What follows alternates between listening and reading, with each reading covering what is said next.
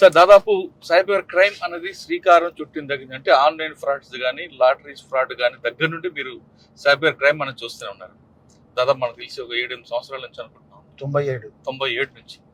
అప్పుడు చిన్న చిన్న లాటరీ ఫ్రాడ్ జరిగేది. ఇప్పుడు దాని వికృత రూపం చాలా తీవ్ర స్థాయికి వచ్చింది. సైబర్ క్రైమ్ అనేది ఎన్ని రకాలుగా జరుగుతుంది. లాటరీ ఫ్రాడ్, ఫెడెక్స్, ఇంకా రకరకాలు వస్తున్నాయండి. అది సమస్య ఆగిపోవట్లేదు కానీ సమస్య రూపం చేంజ్ అవుతుంది, పెరుగుతున్నాయి. అప్పట్లో ఉమ్మడి ఆంధ్రప్రదేశ్ సైబర్ క్రైమ్ ఒకే పోలీస్ స్టేషన్ ఉండేది. అడప దడప ఒక ఎఫ్ఐఆర్ అయి ఉండేది. ఇప్పుడు ఒక్కొక్క మండలానికి ఒక సైబర్ క్రైమ్ పోలీస్ స్టేషన్ అయిపోయి పరిస్థితి వచ్చింది. క్రైమ్ రేటు మిగతా బాడీ అఫెన్స్ కన్నా సైబర్ క్రైమ్ ఎఫ్ఐఆర్లు ఎక్కువ ఇష్యూ అవుతున్నాయి. ఎన్ని రకాలుగా వస్తుంది, దేనికి అరికట్టాలంటే ఏం చేయాలి ఒకటి. తర్వాత కొంతమంది యూట్యూబర్స్ ఇన్ఫ్లుయెన్సర్స్గా మారి వాళ్ళ ఇన్ఫ్లుయెన్సర్లో కొన్ని యాప్స్ కూడా పెట్టుకొని ప్రమోట్ చేయడం, అంటే లోన్ యాప్ కానీ లేదా డేటింగ్ యాప్, ఇటువంటి గేమింగ్ యాప్ పెట్టడం. దానివల్ల యూట్యూబర్స్ ఉన్న ఫాలోవర్స్ కూడా అందులో ఉచ్చులో పడిపోతున్నారు. ఈ రెండింటికి సమస్య పరిష్కారం ఎలా చేయాలి ఒకసారి మీకున్న అనుభవంతో చెప్పండి. మురళి గారు, చాలా సంతోషం మళ్ళీ చాలా రోజుల తర్వాత మీతో సైబర్ క్రైమ్ గురించి మాట్లాడడానికి అవకాశం దొరికింది. సైబర్ క్రైమ్ మీరు చెప్పిన ఈ ఇంట్రడక్షన్లోనే వికృత రూపం దాల్చింది అన్నది నిజమే, అనేక పుంతలు తొక్కుతోంది అన్నది మాట నిజమే. ఏదేమైనా ఎవరు ఎంత తెలివిగా విక్టిమ్ను మోసం చేయాలనుకున్నా ఇక్కడ భారతదేశంలో మాత్రము వాళ్ళ యొక్క తెలివి కంటే కూడా విక్టిమ్స్ యొక్క గ్రీడ్, దురాశను, విక్టిమ్స్ యొక్క తెలివి, ఆ సబ్జెక్ట్లో తెలివి లేకపోవడము, లేదా విక్టిమ్స్ అన్నీ పాజిటివ్గా నమ్మి దేన్ని క్లిక్ చేయమంటే దాన్ని క్లిక్ చేయటము, లేదా విక్టిమ్స్ ఆన్లైన్లో ఉన్నదంతా చాలా సత్యవంత హరిశ్చంద్రులు మాత్రమే ఆన్లైన్లో ఉంటారని వీళ్ళు విక్టిమ్స్ బిలీవ్ చేయటం వల్లనో ఇంకా కూడా విక్టిమైజ్ అవుతూనే ఉన్నారు. సిబిఐ ఆఫీసర్స్ అవుతున్నారు, పోలీస్ ఆఫీసర్స్ అవుతున్నారు, జడ్జెస్ అవుతున్నారు, బ్యాంక్ అఫీషియల్స్ అవుతున్నారు, పొలిటీషియన్స్ అవుతున్నారు. ఇంకా నార్మల్ విక్టిమ్స్, విలేజ్ల్లో ఉన్న విక్టిమ్స్ వీళ్ళు అవ్వటం అన్నది అత్యంత సహజంగా జరిగిపోతుంది. సార్ మనం చూస్తున్న దీంట్లో విక్టిమ్ ఏమో ఎడ్యుకేటెడ్ ఉంటున్నారు, ఎక్యూజ్డ్ పార్టీ ఏమో ఇంటర్మీడియట్ కనిపిస్తున్నారు. అంటే వీళ్ళ అమాయకత్వం అనుకోవాలా, మీరు చెప్తున్నట్లుగా అత్యాశ అనుకోవాలా? అది అత్యాశ, అమాయకత్వం రెండిటితో కూడుకున్న మిళితమైన విషయం ఇది. మీరే చెప్తున్నారు అక్యూజ్డ్ అంత పెద్ద తెలివి వాడు కాదు అని. వాడికి తెలివి లేదు కానీ వాడికి ఫోకస్. ఏ క్రైమ్ చేయాలనో ఆ క్రైమ్కి సంబంధించినంత జ్ఞానం మాత్రం సంపాదించుకుంటున్నాడు, మిగిలిన చోట లేదు. మిగిలిన విక్టిమ్స్కు ప్రపంచంలో ఉన్న జ్ఞానం అంతా ఉంది. వాళ్ళకు ఒబామా ఎట్లా పనిచేయాలి, ట్రంప్ ఎట్లా పనిచేయాలి, మోడీ ఎట్లా పనిచేయాలి కూడా మాట్లాడతారు వీళ్ళు. కానీ ఈ సబ్జెక్ట్లో వాళ్ళకి ఏదైతే అవగాహన అవసరమో, ఏదైతే ఆన్లైన్లో వాళ్ళు టెక్నాలజీ వాడుకుంటున్నారో దాన్ని మాత్రం ఒక బానిసలాగా వాడుకుంటున్నారు, ఒక మాస్టర్ లాగా దాన్ని ఛేదించటంలా. ఇది మెయిన్గా మనకు జరుగుతున్న విషయం. ప్రజల్లో నా ద్వారా మీరు ఏదో సలహా ఇవ్వమన్నారు కానీ నాకున్న ఎక్స్పీరియన్స్ తోటి చెప్పేది ఏంటంటే ఎవరైనా దీంట్లో విక్టిమ్ కావచ్చు.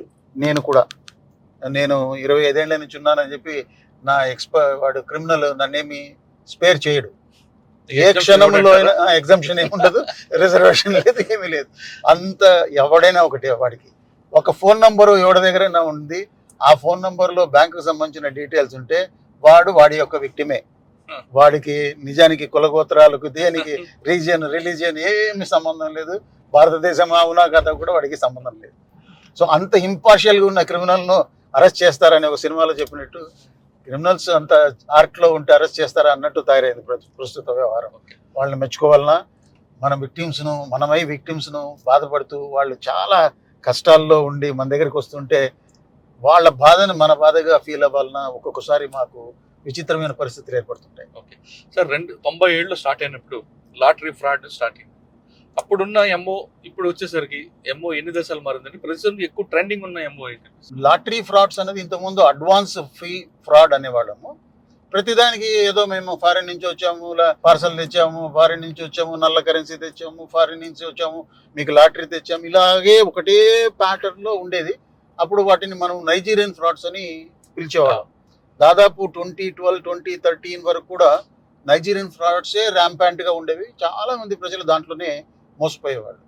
తర్వాత స్టేజ్లో ఆన్లైన్ బ్యాంకింగ్, ఆన్లైన్లో వ్యాలెట్స్, తర్వాత ఇంకా నెక్స్ట్ లెవెల్లో కోవిడ్ వచ్చే వరకు ఇంకా ఏదైనా ఆన్లైన్లోనే, చదువు ఆన్లైన్లోనే, లవ్ ఆన్లైన్లోనే, ప్రాపంచికమైన విషయాలు ఏదైనా ఆన్లైన్లోనే ఉండేది.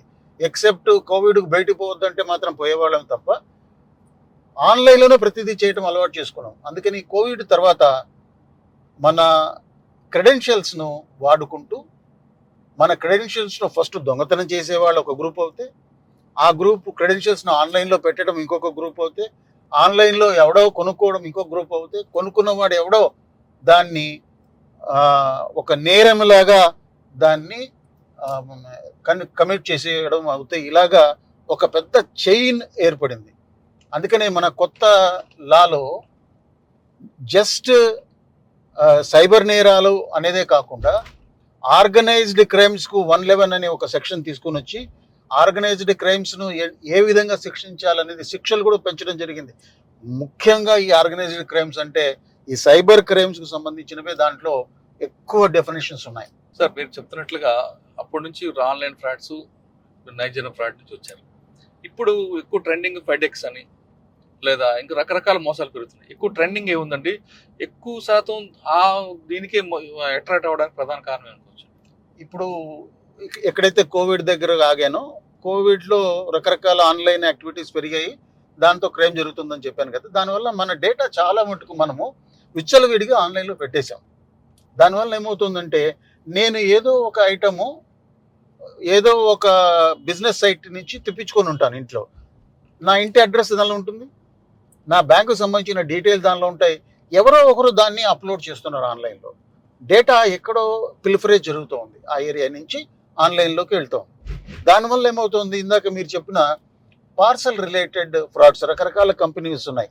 ఆ పార్సల్ బ్లూ డాట్ అనో ఫెడెక్స్ అనో ఇలాంటివి. మనము ప్రతి ఒక్కళ్ళము కూడా ఏదో ఒకటి ఆన్లైన్లో ఆర్డర్ ఇచ్చి ఉంటాం కాబట్టి మనకు ఎవరో ఒకరు కాల్ చేస్తారు, మీకు పార్సల్ వచ్చింది, ఆ పార్సల్ కాంట్రాబ్యాండ్ ఉంది దానిలో, అంటే కాంట్రాబ్యాండ్ అంటే దానిలో డ్రగ్స్ ఉన్నాయి, లేదా credit cards, fake credit cards చాలా ఉన్నాయి, లేదా కొన్ని పాస్పోర్ట్స్, రకరకాల కంట్రీల పాస్పోర్ట్స్ మీ పేరు మీదనే ఉన్నాయి. ఇవన్నీ ఉండడం వలన మేము దాన్ని సైబర్ క్రైమ్కు కంప్లైంట్ చేశామని చెప్పి ఒక పార్సల్ ఆఫీస్ నుంచి మనకు ఒక కాల్ వస్తుంది. ఇది ఇప్పుడు మోస్ట్ ట్రెండింగ్. మనం ఏమనుకుంటాం, అరే ఆల్రెడీ నేను ఒక ఆర్డర్ ఇచ్చి ఉన్నాను, ఏదో ఒక చిన్న ఐటెం ఆర్డర్ ఇచ్చి ఉంటాను, పెన్నో పెన్సిలో రబ్బరో ఏదో ఇచ్చి ఉంటాను, ఏది కొనడం మనకు లేజినెస్ ఎక్కువైపోయి బయటికి పోయి కొనడం మానేసి ఆన్లైన్లో పార్సల్కి వచ్చేస్తుంటాయి. మన మొబైల్ ఫోన్కు కవర్ ఉంటుంది కదా, ఆ కవర్లు రోజు వేలల్లో వస్తుంటాయి పార్సల్స్. ఆన్లైన్లో చూడటం, దాని కలర్ నచ్చటం, మొబైల్ ఫోన్ కాదు కదా, ఒక 50 రూపాయలు ఆన్లైన్లో పెట్టేయటం. ఇట్లాగా మన డేటా అంతా వచ్చినందువల్ల వాళ్ళ దగ్గరికి వెళ్ళి వాడు మనకు పార్సల్ చెప్తున్నాడు, నీ పార్సల్ వచ్చింది, దీంట్లో ఉన్నాయి అంటూనే వాడు వెంటనే ఊరుకోడు. వాడు, మేము మీకు మీ పైన ఆల్రెడీ సైబర్ క్రైమ్లో కంప్లైంట్ ఇచ్చాము, కస్టమ్స్ వాళ్ళకు కూడా కంప్లైంట్ ఇచ్చాము, మీరు దానికి తగ్గట్టుగా ఫేస్ చేయాల్సి ఉంటుంది, మీ పేరు మీదనే ఉంది అంటాడు. వీడికి ఇంకా అర్థం కాదు, ప్యానిక్లో ఉంటాడు. నేరం నేను చేశానని అంటున్నాడని చెప్పి సిబిఐ ఆఫీసర్ ఒకతను 2.5 లక్షలు కట్టాడు కూడా ఇటువంటి కేసులో. అంటే నేను నేరం చేశానని వీడు అంటున్నాడు, నేనైతే కాదు కదా, ఏదో తప్పించుకుందాంలే అని చెప్పి ఒక చిన్న సైజు. ఇక్కడ కూడా దురాశే, కేసును ఫేస్ చేద్దాము, నేను తప్పు చేయలేదు కదా అని ఒక ధైర్యం ఉండదు. కేసు ఉంది అని చెప్పిన వెంటనే దాన్ని హషప్ చేయడానికి వీళ్ళు డబ్బులు ఇస్తుంటారు. ఎలా ఇస్తుంటారు, వాడు వెంటనే ఒక 5 నిమిషాల్లో ఒక cyber crime police officer call చేస్తాడు, ఇదే నెంబర్, మాకు కంప్లైంట్ వచ్చిందండి ఆ పార్సల్ సర్వీస్ నుంచి.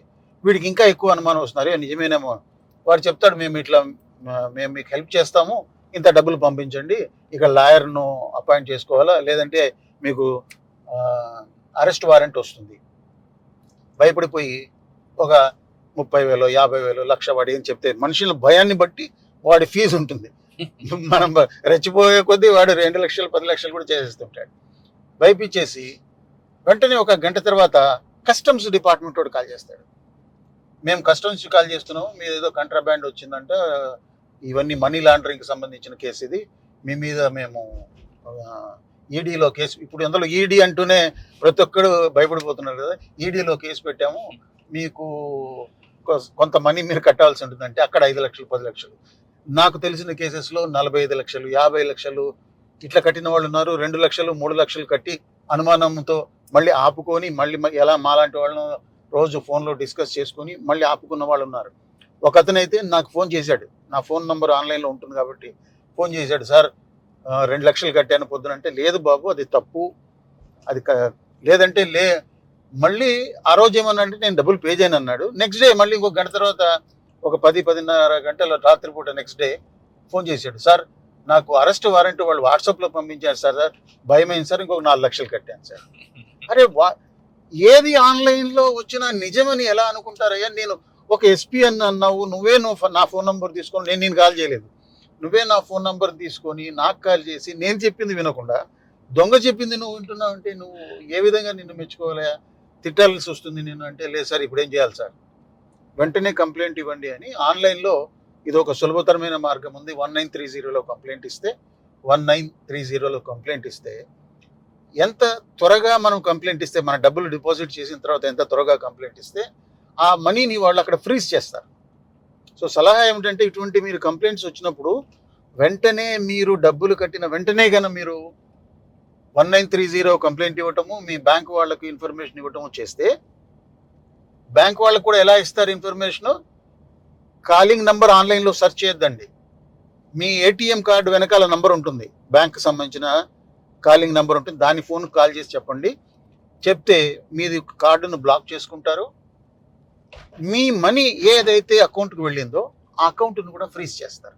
ఆ అకౌంట్ నుంచి ఇంకొక వ్యాలెట్కి వెళ్ళి ఉండొచ్చు బై ద టైం, అది కూడా తెలుసుకుని అక్కడ ఫ్రీజ్ చేస్తారు. కాబట్టి విక్టిమ్ యొక్క డబ్బు అక్యూజ్డ్కు చేరే లోపల మధ్యలో అది రకరకాల ప్రయాణాలు చేస్తున్నప్పుడు ముందే కానీ మీరు చెప్పగలిగితే, పోలీసులు సెంట్రల్ గవర్నమెంట్ నుంచి స్టేట్ గవర్నమెంట్ వరకు I4C అంటే 4 Cలు, 4 Cలు, సైబర్ క్రైమ్ కోఆర్డినేషన్ సెంటర్ అని, Indian cyber crime coordination centre అని ఉంది. అది అన్ని స్టేట్స్లో ఉంది.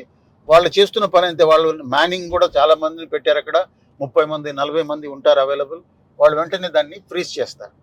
ఫ్రీజ్ చేశారంటే మీకు ఆ రోజు మనీ రిటర్న్ రాకపోయినా కొద్ది రోజుల్లో త్రూ కోర్టు మీ మనీని ఇప్పించడం జరుగుతుంది. ఈ విధంగా మీరు ఇటువంటి కేసులు వస్తే నమ్మద్దు. ఎవ్వరు ఎటువంటి పార్సల్ వచ్చినా, ఒకవేళ మీ పేరు మీద పార్సల్ మీరు పంపించినట్టు చెప్పినా, మీకే వచ్చినట్టు చెప్పినా అది అబద్ధము. స్ట్రైట్ అవే నమ్మకండి.